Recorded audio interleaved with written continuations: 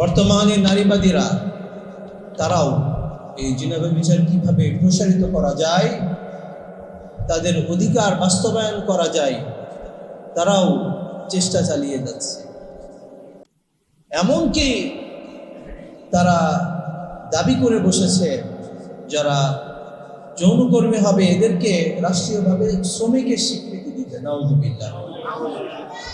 মানে সমাজে যেটাকে আমরা সবচেয়ে ঘৃণিত দেখি, সকল ধর্ম যেটাকে সবচেয়ে ঘৃণার চোখে দেখে, তারাও রাষ্ট্রীয়ভাবে শ্রমিকের স্বীকৃতি চাই। কতটা তারা এগিয়ে আসছে চিন্তা করতে পেরেছেন? সাহস কোথায় গিয়ে দাঁড়িয়েছে? আল্লাহর গজব আসার জন্য এই সমস্ত পাপ, এগুলোই যথেষ্ট। সম্মানিত হাজিরিন, এই জন্য আমরা আজকে আলোচনার বিষয় নির্ধারণ করেছি ইসলামে জিনা ব্যভিচার এবং এর ভয়াবহ শাস্তি কিভাবে এসেছে। আজকে আমরা কথা শুনবো ইনশাআল্লাহ তাআলা কোরআন সুন্নাহর আলোকে। মহান রব্বুল আলামিন আল্লাহ সুবহানাহু ওয়া তাআলা আমাদের জীবনের প্রত্যেকটি দিক সুন্দরভাবে আলোচনা করেছেন, প্রত্যেকটি দিকের সুন্দরভাবে সমাধান দিয়েছেন। আমাদের দিকের যাবতীয় দিক, আমাদের জীবনের যা যা দিক আছে সব দিকগুলো কোরআন সুন্নাহয় স্পষ্টভাবে বর্ণনা হয়েছে। আল্লাহ নবী সাল্লাল্লাহু আলাইহি ওয়াসাল্লাম যখন মেরাজে গিয়েছেন, মেরাজের যে শিক্ষাগুলো নবীর প্রতি আল্লাহ তাআলা দিয়েছিলেন, এই শিক্ষাগুলোর মধ্যে অন্যতম একটা শিক্ষা ছিল ওয়ালা তাকরাবুস সিনা ইন্নাহু কানা ফাহিশা ওয়া সাআ সাবিলা। সূরা বনী ইসরাঈল 32 নম্বর আয়াতে কারীমা রব নবী সাল্লাল্লাহু আলাইহি ওয়াসাল্লামকে শিক্ষা দিচ্ছেন, মেরাজে নবীগণ মানব জাতিকে আপনি বলে দেন লা তাকরাবুস জিনা, মানুষেরা যেন জিনা ব্যভিচারের কাছেও না যায়, এটা করা বহু দূরে থাক। ইন্নাহু কানা ফাহিশা, কেননা এই জিনা ব্যভিচার এটা হলো ফাহিশা কাজ, মন্দ কাজ, খারাপ কাজ। ইন্নাহু কানা সাইন ওয়া সাআ সাবিলা, আর এটা হচ্ছে খারাপ একটা পথ।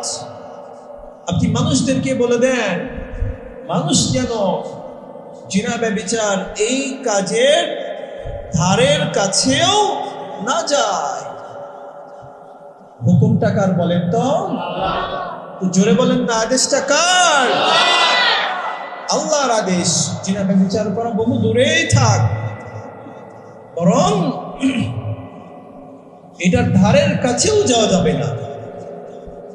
এই আয়াতের ব্যাখ্যায় মুফাসসিরিন কিরাম, মুহাদ্দিসিন কিরাম সবাই একই কথা বলেছেন। এমন যে কাজগুলো সমাজে মানুষকে, রাষ্ট্রকে জিনা ব্যভিচারের কাছে নিয়ে যাবে, সেই পথকে উন্মুক্ত করবে, এমন প্রত্যেকটি কাজ হারাম, এমন প্রত্যেকটি কাজ হারাম। এটা হলো 1 নম্বর কথা। 2 নম্বর কথা, আল্লাহ সুবহানাহু ওয়া তাআলা আরো শক্তভাবে এই জিনা ব্যভিচারের শাস্তি দেবেন। যে ব্যক্তি জিনার সাথে লিপ্ত হয়, ব্যভিচারের সাথে লিপ্ত হয়, পরকীয়া এগুলোর সাথে লিপ্ত হয়, এই মন্দ কাজ করার সময় সেই ব্যক্তির ঈমানটা তার সাথে থাকে না। নাউযুবিল্লাহ বলেন না। ঈমানের থেকে দামি সম্পদ আমাদের কাছে আর কিছু আছে? বলেন, ঈমান ছাড়া দামি সম্পদ আর কোনো কিছু আছে? নাই। যার ঈমান নাই তার কোনো, এই পুরো শরীরের, টাকা পয়সার কোনো কিছুর কোনো মূল্য নাই। ঈমান যার আছে তার টাকা নাই, আল্লাহর কাছে দাম আছে। ক্ষমতা নাই, আল্লাহর কাছে দাম আছে। ঈমান মজবুত, তার শরীর ল্যাংড়া, ভাঙা, খোড়া, কোনো কিছু সমস্যা নাই, আল্লাহর কাছে তার দাম আছে। কথা বলেন ঠিক কিনা? কিন্তু যদি ঈমানটাই না থাকে, শরীর, অবয়ব সব কিছু সুন্দর, টাকা পয়সা বেশ, এগুলোর কোনো মূল্য আল্লাহর কাছে নাই। বিশ্বনবী মুহাম্মদুর রাসূলুল্লাহ সাল্লাল্লাহু আলাইহি ওয়াসাল্লাম ইরশাদ করছেন, সহিহ বুখারীর হাদিস 5578 নম্বর হাদিস, মুসলিম শরীফ 57 নম্বর হাদিস, লা ইয়াসনি আয-যানি হিনা ইয়াসনি ওয়া হুয়া মুমিন। আল্লাহর নবী সাল্লাল্লাহু আলাইহি ওয়াসাল্লাম ইরশাদ করছেন, লা ইয়াসনি আয-যানি হিনা ইয়াসনি ওয়া হুয়া মুমিন।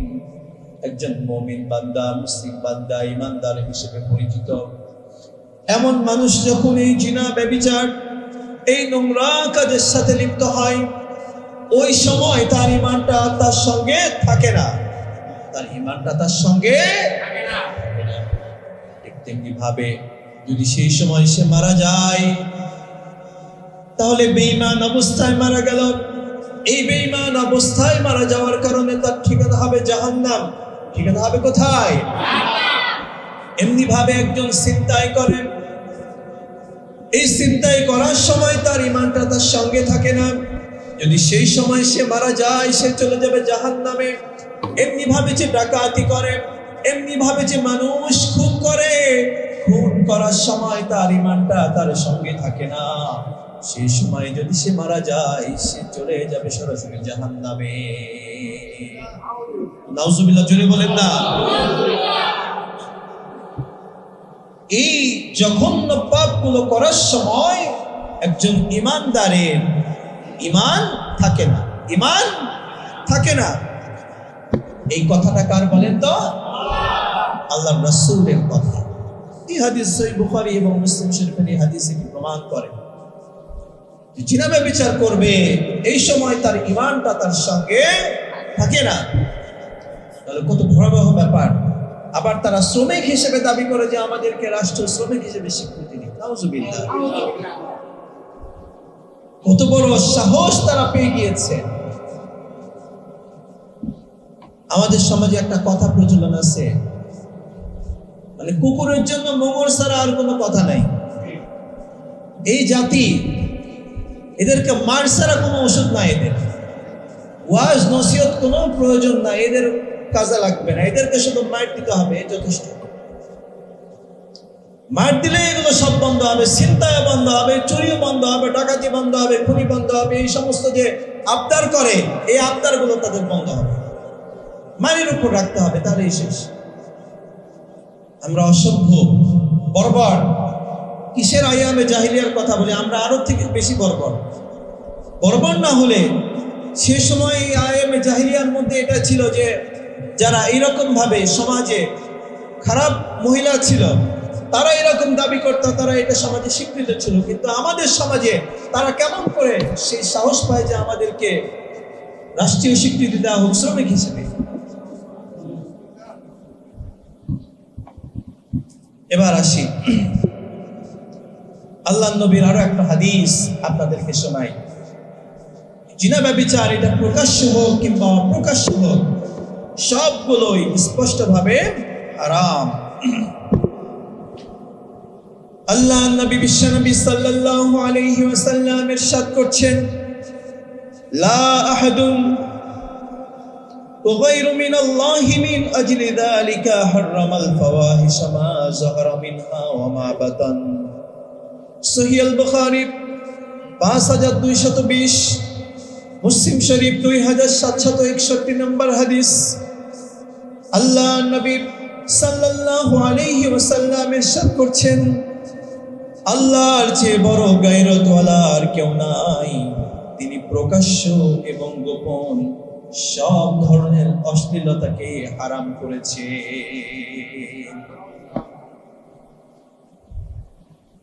আল্লাহ সুবহানাহু ওয়া তাআলা তিনি হচ্ছেন সবচেয়ে মর্যাদাবান। আল্লাহ তিনি ব্যক্তিত্ববান, তিনি তার ব্যক্তিত্বের জায়গায় অটল। তিনি প্রকাশ্য, অপ্রকাশ্য, গোপন সকল ধরনের এই কাজগুলোকে হারাম করেছে। ইসলাম এগুলোকে হারাম করে। আমাদের দেশে এই যে মনে করেন এই মোড়ে, আমাদের এই মোড়গুলো বিভিন্ন পুটলা, বিভিন্ন ট্যাবলেট প্রকাশ্যে বিক্রি হয় কিনা?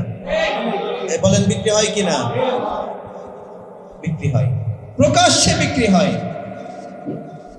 সারাদিন এগুলোতে বিক্রি হচ্ছে, কেউ কিছু বলে না, কেউ কিছু বলে না। তো এই বিক্রিগুলো যদি প্রশাসনের চোখে পড়ে তাহলে কি অপরাধ? অপরাধ কিনা? অপরাধ। আবার বিমানবন্দরে এক দেশ থেকে আরেক দেশ এইগুলো পার করার সময় তখনও যদি ধরা পড়ে সেটাও কি অপরাধ? কথা বলেন ঠিক কিনা? কিন্তু বিশ্বাস করেন আমাদের দেশের লাইসেন্সকৃত যে বারগুলো আছে সেই বারগুলোতে বসে আপনি মদ খান, এগুলো খান, কোনো সমস্যা নেই, সব জায়েজ। এ কথা বলেন, জানেন কিনা? এগুলো জানেন? আমাদের দেশে মদ এরকম প্রকাশ্যে ভাবে খাওয়া হারাম, মানে এটা আইন থেকে কি আমাদের রাষ্ট্রীয় আইনে এটা নাই, আইনের ব্যাঘাত ঘটলো, পক্ষান্তরে আপনি লাইসেন্স নিয়ে খেতে পারেন, আপনার জন্য বৈধ আছে, জায়েজ আছে। এই তথ্য জানেন না? আমাদের দেশে মাদক খাওয়া হারাম, কিন্তু মাদকের ব্যবসা করা, লাইসেন্স দেওয়া, সেটা জায়েজ। আমাদের দেশে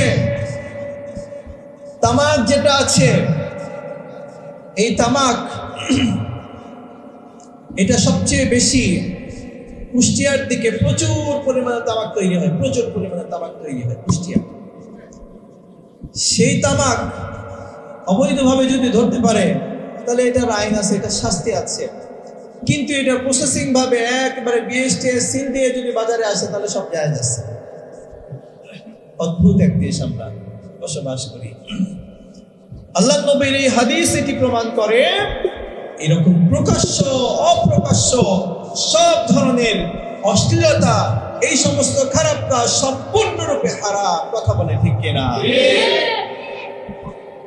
সম্মানিত হাজিরিন, প্রিয় ভাইরা আমার, আল্লাহর নবী সাল্লাল্লাহু আলাইহি ওয়াসাল্লাম জিনা ব্যভিচারের কেমন শাস্তি হবে সবচেয়ে প্রিয় নবী সাল্লাল্লাহু আলাইহি ওয়াসাল্লাম জিনা ব্যভিচারের শাস্তি লিখেছেন।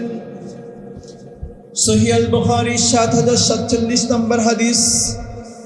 আল্লাহ নবী মুহাম্মদ সাল্লাল্লাহু আলাইহি ওয়াসাল্লাম ইরশাদ করছেন, ওয়াল্লাযী রাআইতাহু ইউশাদ্দু হাসিয়াহু ফাজানিন। আল্লাহ নবী সাল্লাল্লাহু আলাইহি ওয়াসাল্লাম বলছেন, তিনি শব্দে রেখেছেন এক জিনাকারীকে আগুন দ্বারা তার গোপনাঙ্গ যেটা আছে সেটাতে শাস্তি দেওয়া হচ্ছে। সুতরাং যারা এই সমস্ত জঘন্য কাজের সাথে লিপ্ত থাকবে জাহান্নামে তাদের এই শাস্তি চলতেই থাকবে। নাউজুবিল্লাহ বলেন না? শাস্তির কথা আসলে নাউজুবিল্লাহ বলতে হয়। আল্লাহ তাআলার বিধান তো আরো কঠিন বিধান। যারা এরকম ভাবে জিনা ব্যভিচারের সাথে লিপ্ত হয়, এমন কঠিন বিধান ইসলাম দিয়েছে, যদি এটা কায়েম হতো এই সমাজে কোনো ধর্ষণ থাকতো না, এই সমাজে একটাও মা বোনের ইজ্জত কখনো লুণ্ঠন হতো না। আল্লাহ সুবহানাহু ওয়া তাআলা জিনা ব্যভিচারের শাস্তি কি হবে বলছেন, আস-সানিয়াতু ওয়াস-সানি ফাজলিদু কুল্লা ওয়াহিদিন মিনহুমা মিআতা জালদা ওয়া লা তা'খুযুকুম বিহিমা রা'ফাহ। আল্লাহ সুবহানাহু ওয়া তাআলা এই জিনা ব্যভিচারের শাস্তির বিধান নাযিল করে বলছেন, আল্লাহ তাআলা স্পষ্টভাবে বলছেন, আস-সানিয়াতু ওয়াস-সানি, যারা জিনা করে পুরুষ বা নারী, এটা অবিবাহিতদের জন্য। অবিবাহিত যদি তারা এই কাজ করে তাদের শাস্তির কথা বলা হচ্ছে, বিবাহিতদের আরো কঠিন। অবিবাহিত যারা আছে তাদের এই কাজের সাথে, জঘন্য অন্যায় এই অশ্লীল কাজের সাথে যদি লিপ্ত হয়, শরীয়তের বিধান ফাজলিদু কুল্লা ওয়াহিদিন মিনহুমা মিআতা জালদা, প্রকাশ্যে জনসম্মুখে 100টা ব্যত্রাঘাত করতে হবে। কয়টা ব্যত্রাঘাত করতে হবে? ব্যত্রাঘাত কি শুধু এরকম ঠেকাই ঠেকাই? শক্তি দিয়ে, এটা ইসলামের বিধান, খুব কঠিন। শক্তি দিয়ে ব্যত্রাঘাত করতে হবে। আবার আল্লাহ আরো বলছেন, ওয়ালা তাখুযুকুম বিহিমা রাহমাহ। আল্লাহ বলছেন যে এই বিধান কার্যকরের সময়, মারার সময় ওই চেয়ারম্যানের বা ওই বিচারকের তার মনের মধ্যে যেন, দিলে যেন দয়া না আসে যে আরে এই মানুষটা মারতেছি, সে লাগতেছে, ব্যথা পাচ্ছে, বা সে আমার আপনজন, আমার ছেলে, আমার ভাতিজা, অমুক তমুক। এই ব্যথা বা এই দয়া যেন তার মনের মধ্যে তার ব্যাপারে কোনোভাবে না আসে। অর্থাৎ ইসলামের বিধান, শাস্তির যে বিধান, এই হুদুদগুলো আল্লাহর পক্ষ থেকে নির্ধারিত, এই সীমানা আল্লাহর পক্ষ থেকে নির্ধারিত। এই সীমানায় কারো কোনো দয়া মায়া, কোনো হাত এখানে পৃথিবীর কোনো মানুষের নাই। আল্লাহ নবী সাল্লাল্লাহু আলাইহি ওয়াসাল্লাম এই জন্য এই বিধানগুলো খুব শক্তভাবে কার্যকর করেছেন। যারা অবিবাহিত নারী এবং পুরুষ হবে, এই জিনা ব্যভিচার করার কারণে তাদেরকে 100 ব্যত্রাঘাত করতে হবে। 1 নাম্বার। ইমাম শাফি রাহমাহুল্লাহ তিনি বলছেন 2 নাম্বার শাস্তি হচ্ছে তাদেরকে 1 বছরের জন্য দেশান্তরিত করে দিতে হবে। 1 বছরের জন্য দেশ থেকে বের করে দেওয়া লাগবে। এই বিধান আপনারা জীবনে বাংলাদেশে দেখছেন? জীবনে দেখছেন কিনা? আমরা তো মুসলমানের দেশ, দেখছেন? যদি এটা কার্যকর হতো, এই বলেন সমাজের মধ্যে এই যে নারীদের উপর, আমাদের মা বোনদের উপর, মেয়েদের উপর যেগুলো হচ্ছে, এগুলো হতো, দেখতে পেতেন? হতো না। এটা হলো অবিবাহিতদের শাস্তি।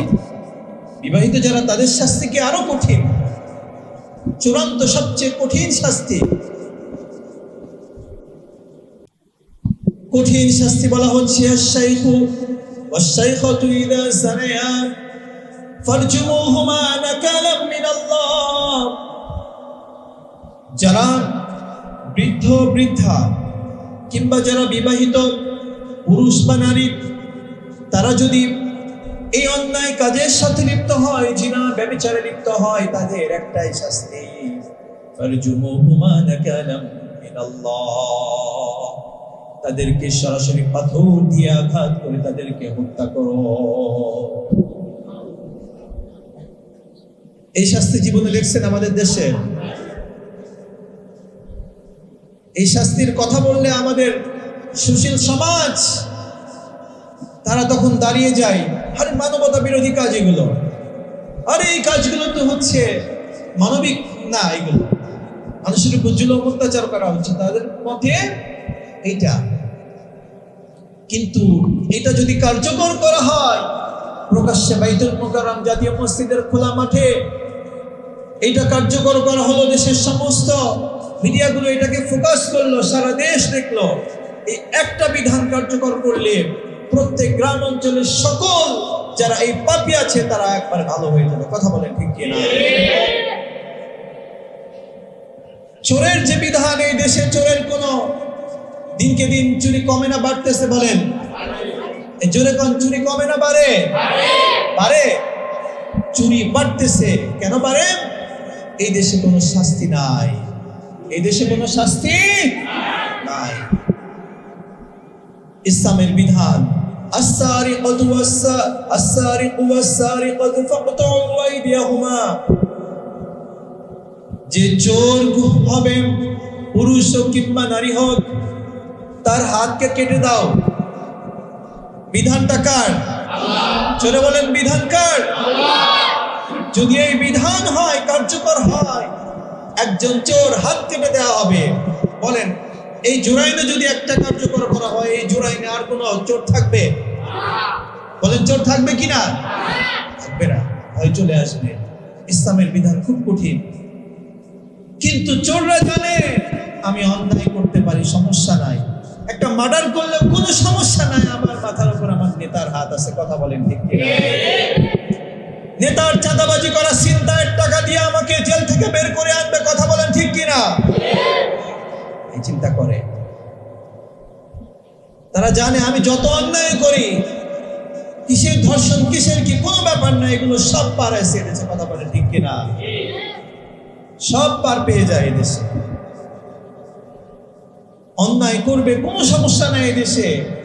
অন্যায় করলে আপনার যদি টাকা থাকে, ক্ষমতা থাকে, কোনো ব্যাপার না, আইন আপনার পকেটে তখন চলে আসে। এদেশে আইন শুধু বাস্তবায়ন করা হয় ওই রিক্সা চালকদের ওপর, ওই মোটরসাইকেল চালক তাদের ওপর, যারা নিরীহ মানুষ তাদের উপর আইন প্রয়োগ হয়। এদেশে ওপরের কারো তাদের জন্য এদেশের আইন না, কথা বলে ঠিক কিনা? আইনকে তামাশার বস্তু আমরা বানিয়েছি। ইসলামের আইন যদি কার্যকর হয়, এই পর্যন্ত আপনারা কেউ কখনো ধর্ষণের কোনো শাস্তি দেখছেন এদেশে? দেখেননি। পুলিশ প্রশাসন সেই ধর্ষকদেরকে আরো প্রোটেকশন দেওয়ার জন্য তাদেরকে থানায় নিয়ে যায়, শাস্তি দেওয়ার জন্য না, মানুষের রোষানল থেকে বাঁচানোর জন্য তাদেরকে থানায় নিয়ে কিছু সময় রাখে, আদর আপ্যায়ন করে। এটা হলো সমাজের বিধান। কিন্তু ইসলামের বিধান খুব কঠিন। একজন যে ধর্ষক, এই মামলা হতে কিসের এতদিন সময় লাগবে? মামলা খারিজ হতে কিসের এতদিন সময় লাগবে? কিসের এতদিন সময় লাগবে? সাংবাদিক সাগর রুনি হত্যাকাণ্ড জানেন তো, নাম শুনেছেন না? সাগর রুনি হত্যাকাণ্ড নাম শুনেছেন না? ওই রুনির যিনি ভাই, উনি হচ্ছে আমাদের কলিগ। আবার রুনির ভাই যিনি, উনি আমাদের কলিগ, উনিও বড় সাংবাদিক। তো আমাদেরকে অনেক কথা বলেন যে এতবার এই মামলা যে পিছাইছে, মানে এই দেশের ইতিহাসে এটা একেবারে কি অবাক করা বিষয়, অবাক করা বিষয়। এটা প্রকাশ্য হওয়ার পরেও কেন জানি কেউ এটা হাত দিতে চায় না। এটা শুধু বিভিন্ন অজুহাত দিয়ে, এখন অজুহাত দিচ্ছে এগুলো ঠান্ডা ঠান্ডা সব পুড়ে গেছে, জন্য এগুলো সব পুড়ে গেছে ফাইলটা, এখন এই অজুহাত দিয়ে চলতেছে। মানে বাংলাদেশের ইতিহাসে এটা ঐতিহাসিক, মানে কি বলবো, অবাক করা বিষয়। এই দেশে কোনো বিচার নাই, কোনো কিছুর বিচার নাই। যাই হোক, আমরা মূল যে বিষয়ে বলছিলাম, জিনা, ব্যভিচার, এই ধর্ষণ, ইসলাম এগুলোকে খুবই শক্তভাবে দমন করেছে। ইসলামের শাস্তি, যারা বিবাহিত পুরুষ মানারি যদি ধর্ষণ, এইরকম পরকীয়া বা জিনা ব্যভিচারের সাথে লিপ্ত হয়, এদের একেবারে কঠিন শাস্তি, এদেরকে পাথর মেরে একেবারে হত্যা করে দেওয়া। যদি এটা কার্যকর হয়, সমাজে আর পরকীয়া থাকবে না, কথা বলেন ঠিক কিনা? সমাজের মধ্যে একটা পরকীয়া মানে দুইটা ফ্যামিলি একেবারে নষ্ট হয়ে যাওয়া, দুইটা পরিবার নষ্ট হয়ে যাওয়া, দুইটা পরিবারের ছেলে সন্তান সব নষ্ট হয়ে যাওয়া। যদি এই ধর্ষণ বন্ধ হয়, আমার মেয়ে, আমার বোন, আমার স্ত্রী রাস্তায় নির্বিঘ্নে চলাচল করতে পারবে, কথা বলেন ঠিক কিনা? তারা শান্তিতে চলাচল করবে। আমাদের স্বাধীন দেশে তারা চলাচল করতে সমস্যা। এই চোর, বাটপার, এই সমস্ত ধর্ষক, খারাপ মানুষ, তাদের কারণে আজকে আমরা তাদেরকে প্রশ্রয় দেই। দিন শেষে এটা আমারই কারো বোনের উপর আক্রমণ করে, আমারই কারো স্ত্রীর উপর আক্রমণ করে, আমার কারো মেয়ের উপর আক্রমণ করে, কথা বলে ঠিক কিনা? এদের ব্যাপারে সোচ্চার হওয়া। ইসলাম খুব শক্ত বিধান দিয়েছে। আমাদের আইন যে কবে এগুলো কার্যকর হবে, আমরা কবে দেখব, আমরা এই অপেক্ষায় আছি যে একজন ধর্ষককে প্রকাশ্য শাস্তি দেওয়া হয়েছে, কিন্তু এদেশে কোনো শাস্তি নেই। সম্মানিত হাজিরিন, প্রিয় ভাইরা আমার, জিনা ব্যভিচার যে সমাজের মধ্যে যত বেশি, আল্লাহর আযাব আর গজব সেই সমাজের মধ্যে তত বেশি। আল্লাহ নবী সাল্লাল্লাহু আলাইহি ওয়াসাল্লামের হাদিস, মুসনাদে আহমদের হাদিস 5882 নম্বর হাদিসে এসেছে, ইযা যাহারা যানা ওয়ার রিবা ফি ক্বরিয়াতি ফাকাদ আহাল্লু বিআনফুসিহিম আযাবাল্লাহ। আল্লাহ নবী সাল্লাল্লাহু আলাইহি ওয়াসাল্লাম ইরশাদ করছেন, যখন জিনা এবং সুদ কোন জনপদে ছড়িয়ে পড়ে, তখন তারা নিজেরাই আল্লাহর আযাবকে ডাকতে থাকে। অর্থাৎ জিনা এবং সুদ, এই দুটি যে সমাজের মধ্যে যত বেশি চলমান, ওই সমাজের মধ্যে মানুষগুলোর কারণে আল্লাহর আসমানি আযাব এই পৃথিবীতে আসবে। রাসূলের কথা, স্পষ্ট কথা। আল্লাহ পাক সুবহানাহু ওয়া তাআলা এই একই হাদিস, এটার সমর্থনে একই রকম ভাবে আয়াত নাযিল করেছেন। আল্লাহ পাক সুবহানাহু ওয়া তাআলা বলছেন, যাহারাল ফাসাদু ফিল বাররি ওয়াল বাহরি বিমা কাসাবাত আইদিন নাস। আল্লাহ পাক বলছেন, যাহারাল ফাসাদু ফিল বাররি ওয়াল বাহরি, এই জলস্থলে যে বিপর্যয়গুলো তৈরি হয়, যে আযাবগুলো আসে, যে মুসিবতগুলো আসে, এগুলো সবই বিমা কাসাবাত আইদিন নাস, আমাদের হাতের কামাই, আমাদের হাতের কামাই। খুবই ভয়াবহ ব্যাপার। সম্মানিত হাজিরিন, প্রিয় ভাইরা আমার, এই জিনা, ব্যভিচার সমাজে রোগ ব্যাধি ছড়িয়ে দেয়। এগুলো এক তো আল্লাহর আযাবকে নিয়ে আসে, অপরদিকে এগুলো চতুর্দিকে বিভিন্ন রোগ ব্যাধি ছড়িয়ে দেয়। একবারে রাসূলের হাদিস, এটা স্পষ্ট। ইবনে মাজার হাদিস 4019 নম্বর হাদিস। আল্লাহ নবী সাল্লাল্লাহু আলাইহি ওয়াসাল্লাম বলছেন, মা যাহারাতিল ফাহিশাতু ইল্লা ফাশা ফীহিমুত তাউনা ওয়াল উজা। আল্লাহ নবী সাল্লাল্লাহু আলাইহি ওয়াসাল্লাম ইরশাদ করছেন, যখন সমাজে জিনা ব্যভিচার প্রকাশ্যে আসে, তখন এমন রোগ ছড়িয়ে পড়ে যা এর পূর্বে কখনো দেখা যায়নি। মানে এটাও হলো আল্লাহর পক্ষ থেকে একটা আযাব। কথা বলেন ঠিক কি না? এই করোনার নাম জীবনে শুনছি আমরা কেউ? বলেন শুনছি কিনা? পুরো বিশ্বকে একবারে তছনছ করে দিয়েছিল এই করোনা। যদিও এটার উৎস নিয়ে অনেক কথা আমরা জানি, চীন থেকে এটার উৎস, কিন্তু এরপরেও এটার যে পেছনের মূল রহস্যটা কি? এমন রোগ যার কোনো ট্রিটমেন্ট নেই, যার কোনো ট্রিটমেন্ট নেই, কোনো ট্রিটমেন্ট নেই। তাহলে এরকম বিভিন্ন রোগ এরকম আসবে যদি সমাজের মধ্যে জিনা ব্যভিচার এগুলো প্রকাশ্য ভাবে ছড়িয়ে যায়। তখন আমাদেরকে অপেক্ষা করতে হবে এমন কোনো বড় আযাবের, বড় কোনো রোগের, যেটা দিয়ে আল্লাহ তাআলা আমাদেরকে শাস্তি দেবেন বা পরীক্ষা করবেন। এটা হলো আল্লাহর পক্ষ থেকে শাস্তি।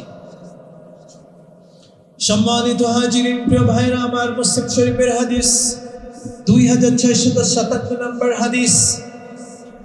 আল্লাহ নবী সাল্লাল্লাহু আলাইহি ওয়াসাল্লাম ইরশাদ করছেন, ফাল আইনান সিনাহুমা আন-নাজরু ওয়া ইউসাদ্দিকু যালিকাল ফারজু আও ইউকাদ্দিবুহু।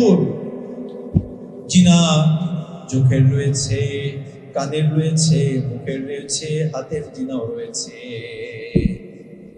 এই সব কিছু জিনা আছে, চোখেরও আছে, কানেরও আছে, মুখেরও আছে, হাতেরও আছে, পায়েরও আছে, প্রত্যেকটা অঙ্গ প্রত্যঙ্গের জিনা আছে। আল্লাহ নবী সাল্লাল্লাহু আলাইহি ওয়াসাল্লাম বলছেন, চোখের জিনা হলো দেখা, কানের জিনা হচ্ছে শোনা, জিহ্বা সেটার জিনা হচ্ছে কথা, এবং হাতের জিনা হলো স্পর্শ করা এবং গোপনাঙ্গতা সত্য মিথ্যা প্রমাণ করে। এই সব কিছু এগুলোর মাধ্যমে জিনা হতে পারে। আল্লাহ নবী সাল্লাল্লাহু আলাইহি ওয়াসাল্লাম সেটা স্পষ্ট করে জানিয়েছেন। আল্লাহ নবী সাল্লাল্লাহু আলাইহি ওয়াসাল্লাম আরো শক্তভাবে বলেছেন, আল্লাহ তাআলা ওই বৃদ্ধ ব্যক্তিদের সাথে, ওই বিবাহিত মানুষগুলোর সাথে কথা বলবেন না যারা এই রকম ভাবে জিনা ব্যভিচারের সাথে লিপ্ত হয়। তাদের জন্য ভয়ঙ্কর শাস্তিযোগ্য শাস্তি অপেক্ষা করছে কাল কিয়ামতে জাহান্নামে। মুসলিম শরীফের হাদিস, আল্লাহ নবী সাল্লাল্লাহু আলাইহি ওয়াসাল্লাম বলছেন, সালাসাতুল লা ইউকাল্লিমুহুমুল্লাহু ইয়াওমাল কিয়ামাহ। তিন শ্রেণীর মানুষ রয়েছে, কাল কিয়ামতে আল্লাহ তাআলা তাদের দিকে তাকাবেন না, তাদের দিকে কথা বলবেন না। তারা হচ্ছে ওয়াশাইখুল সানিন, যারা বৃদ্ধ জিনা ব্যভিচারকারী। এদের দিকে আল্লাহ সুবহানাহু ওয়া তাআলা এদের সাথে কথা বলবেন না। নাউজুবিল্লাহ বলবেন না। কাল কিয়ামতে আল্লাহর দয়া ছাড়া মানে জান্নাতে যাওয়া এটা কি সম্ভব? কোনোভাবে সম্ভব? আমল দিয়ে পারবো জান্নাতে যেতে? অসম্ভব ব্যাপার। আল্লাহ যদি না চান জান্নাতে যাওয়া অসম্ভব ব্যাপার। সম্মানিত হাজিরিন, প্রিয় ভাইরা আমার, কিয়ামতের দিন এই জিনা ব্যভিচারকারী এদের মুখগুলো, চেহারাগুলো কালো হবে।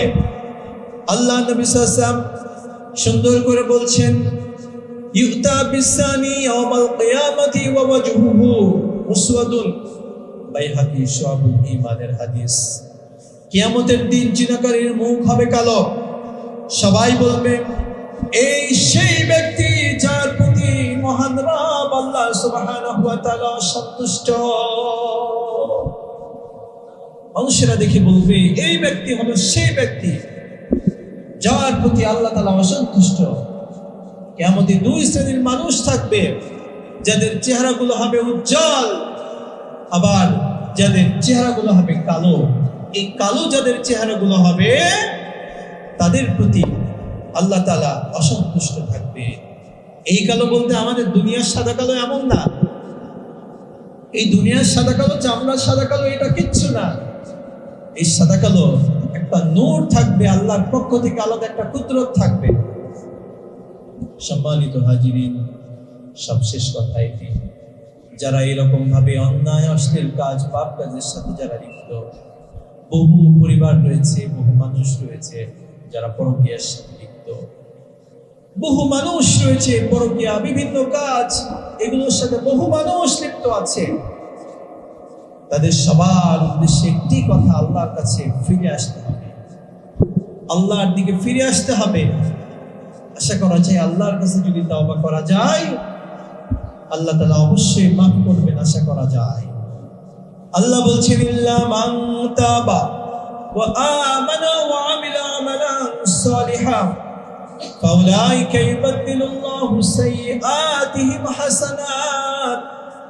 রব বলছেন, যারা তওবা করবে, সেই খারাপ কাজ থেকে ফিরে এসে ভালো কাজ শুরু করে দিবে, আমলে সালেহ করবে। আশা করা যায় আল্লাহ সুবহানাহু ওয়া তাআলা তাদের এই পাপগুলোকে নেকি দ্বারা পরিবর্তন করে দেবেন। সুবহানাল্লাহ। বনি ইসরায়েলের সেই মহিলার কথা আমরা জানি, একজন ব্যভিচারিণী মহিলা। সেই ব্যভিচারিণী মহিলা রাস্তা দিয়ে যাচ্ছিল, দেখতে পেল একটা কুকুর তৃষ্ণার্ত অবস্থায় মারা যায় প্রায়। এমন অবস্থাতে তার মনের মধ্যে একটু দয়া তৈরি হয়েছিল। তার কাছে কোনো পাত্র ছিল না। সে নিজের মোজা খুলে সামান্যটুকু চেষ্টা করেছে, যতটুকু পারে যেভাবে করে চেষ্টা করেছে, একটু কুকুরকে পানি পান করায়। আল্লাহর এই জীবের প্রতি, কুকুরের প্রতি একটু দয়া দেখানোর কারণে আল্লাহ সুবহানাহু ওয়া তাআলা সেই মহিলাকে, ব্যভিচারিণী মহিলা, তাকে আল্লাহ তাআলা ক্ষমা করে দিয়েছেন। সুবহানাল্লাহ। আল্লাহ যদি তাকে ক্ষমা করে দিতে পারেন, তাহলে আমরা যারা আমাদের থেকে বিভিন্ন গুনাহ, বিভিন্ন কিছু হয়ে যায়, আল্লাহ কি আমাদেরকে মাফ করতে পারেন না? জোরে বলেন, আল্লাহ কি মাফ করতে পারেন না? আল্লাহর কাছে সে আশা আমাদের করতে হবে যে আল্লাহ যেন আমাদেরকে মাফ করে। আল্লাহ সুবহানাহু ওয়া তাআলা এই অশ্লীল সমস্ত কাজ থেকে আমাদেরকে বাঁচিয়ে রাখুন। আল্লাহুম্মা আমিন। আমাদের জীবনের সমস্ত গুনাহগুলোকে আল্লাহ তাআলা মাফ করে দিন। আমিন।